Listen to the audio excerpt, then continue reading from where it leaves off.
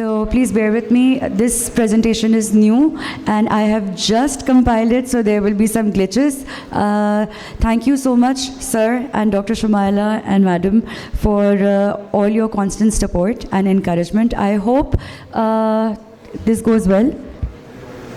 इसको आगे कहाँ से करेंगे हम? कोई काउंटर है, वो है हमारे पास?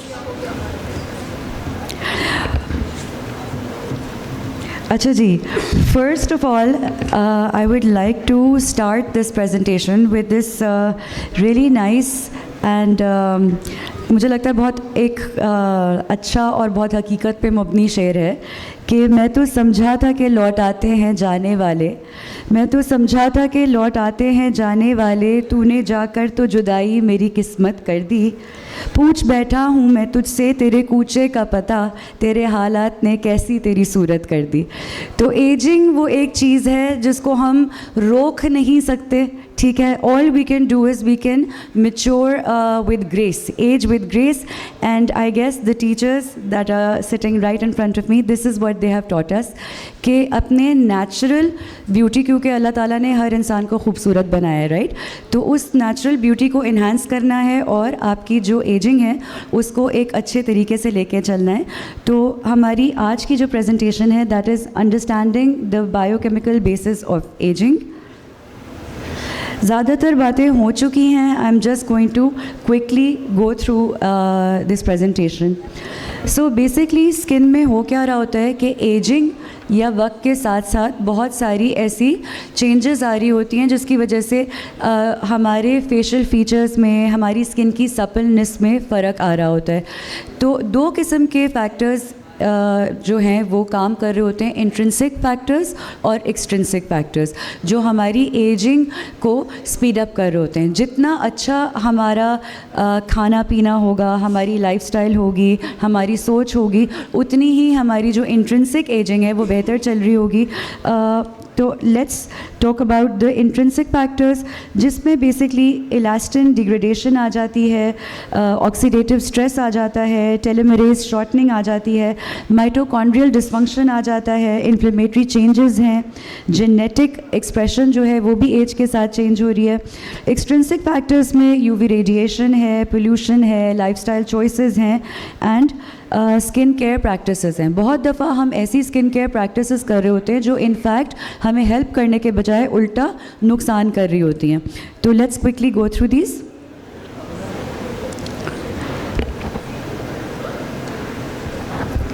अच्छा, हार्मोनल चेंजेस की जब हम बात करते हैं तो we have to bear in mind कि skin is one of the largest organs for hormones.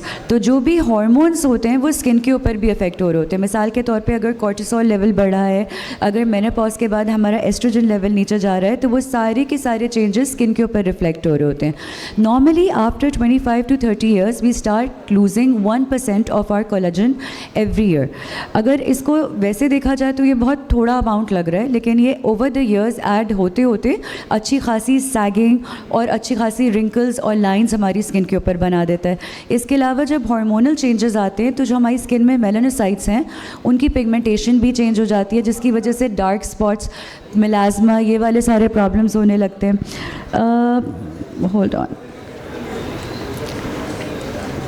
तो अब बेसिकली इंटरवेंशन हम एस्थेटिक्स में किस तरीके से कर रहे होते हैं। We have a lot of procedures, Botox की ऑलरेडी बात हो चुकी है, बहुत सारे करेक्टिव प्रोसीजर्स होते हैं और बहुत सारे वो प्रोसीजर्स हैं जो हमारी स्किन की रीजनरेशन में हेल्प कर रहे होते हैं।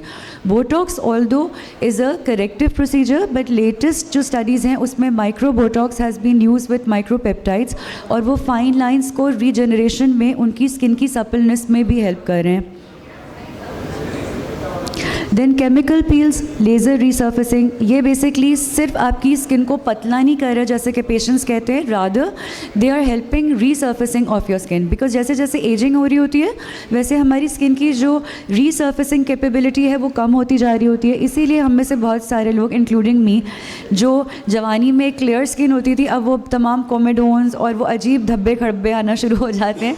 तो वो उसके लिए chemical peels done in a safe environment by a safe and practicing physician is the key to having a better and a more luminous skin. PRP platelet, अच्छा ये मुख्तलिफ़ किस्म के पॉलीमर्स हैं जिनको हम आजकल स्किन बूस्टर्स या बायोस्टिमुलेटर्स कहते हैं. इनकी मुख्तलिफ़ किस्म की क्लासिफिकेशंस हैं. I am not going to go in depth. A lot of them are being used in the clinic for different problems. For instance we are using PDRN polynucleotides. Polynucleotides बहुत मुख्तलिफ़ किस्म के हैं, मुख्तलिफ़ ब्रांड्स के नाम से. I actually brought a bag of empty boxes to discuss, लेकिन चूँकि हमारे पास टाइम कम है तो I am just going to run through these.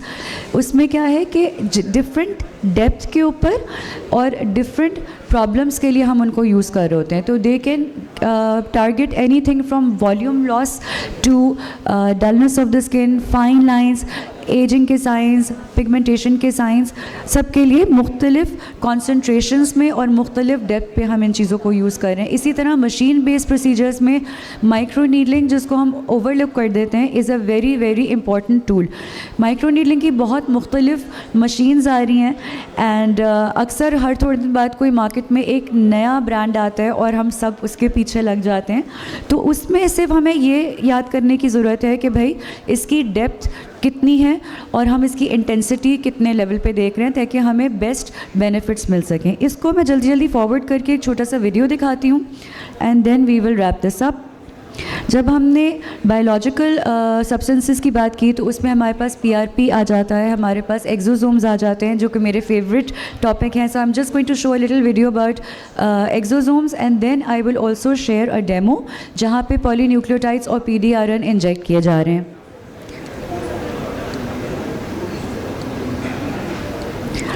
अच्छा, before I go to that I must add कि lifestyle choices, nutrition, stress management, sleep, all of these things are also very key, they very important, very essential. क्योंकि अगर आप लाखों करोड़ों रुपए खर्च कर लेते हैं फॉर डिफरेंट ट्रीटमेंट्स, लेकिन अगर आपका खाना सही नहीं है, अगर आपका दिल जो है 24 घंटे आप कोड़ रहे हैं लोगों से हसद में, एनवी में, you don't have a positive energy, you don't have सब्र एंड शुक्र in your life, in the end all of that money is going to go to waste, right? So these are some, can I play this video please?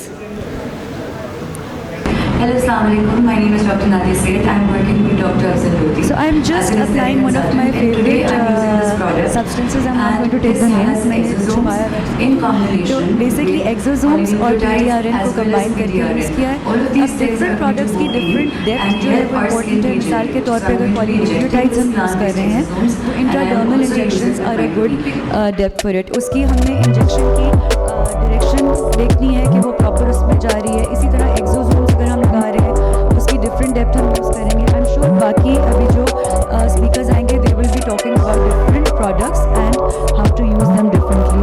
So I'm just using micro needling with some injectables, which is very very safe and effective. There is a myth. Next please.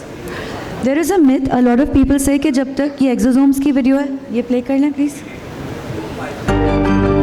EVs can originate from different parts of a cell. So basically पहले क्या था, exosomes को कहते थे Inside the waste cell, materials a हैं cell cells में. अब membrane हमें पता forms है कि inwards, इसमें तमाम forming a goodies special हैं, type growth of factors lipid हैं, vesicle messenger RNA called an वो सारे के सारे, endosome. मौजूद होते हैं. And when they go into your skin, Then they're proteins, just using- microRNA they're just and being messenger as a RNA signal कि ये invaginate आपकी the अपनी endosome's cell growth को membrane, proliferate कर रहे हैं. forming the इसलिए extracellular भले ही plant based vesicles. लगाएं, animal based लगाएं, बस अच्छा product लगना चाहिए, Endosomes then जो कि fuse एक with the मुख्तलिफ surface of the companies uh cell, रहा है. releasing This the is how extracellular exosomes are being vesicles made. outside of the cell. Extracellular vesicles बन रही हैं. Historically, इसके अंदर आप extracellular समझिए vesicles एक were believed to है, be a waste byproduct of the cells. Truck के अंदर पैकेजेस हैं. When वो researched package आप further deliver and कर it रहे was हो और discovered package के that in अंदर जो fact goodies हैं, these are वो the growth mediating factors, mechanism messenger RNA involved in तमाम direct चीज़ें. और जो cell-to-cell package आप deliver कर रहे हैं, communication. वो basically exosome है. Extracellular vesicles produce an anti-inflammatory response due to the ये बेसिकली माइटोकॉन्ड्रियल बेसिस है कि जी एजिंग में क्या हो रहा होता है. Mitochondria are the powerhouses of our body.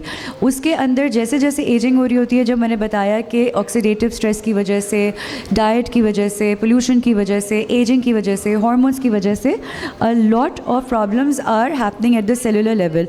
तो ये जो माइटोकॉन्ड्रिया है इसको कैसे हम एक्टिवेट करते हैं? बाय यूजिंग मुख्तलिफ़ किस्म की न्यूट्रिएंट्स, NAD, glutathione, supplements. इसके अलावा exosomes, a lot of polynucleotides that we are injecting, they are going and helping to activate these mitochondria. So that is why it's so important. तमाम की तमाम next पे चलते हैं।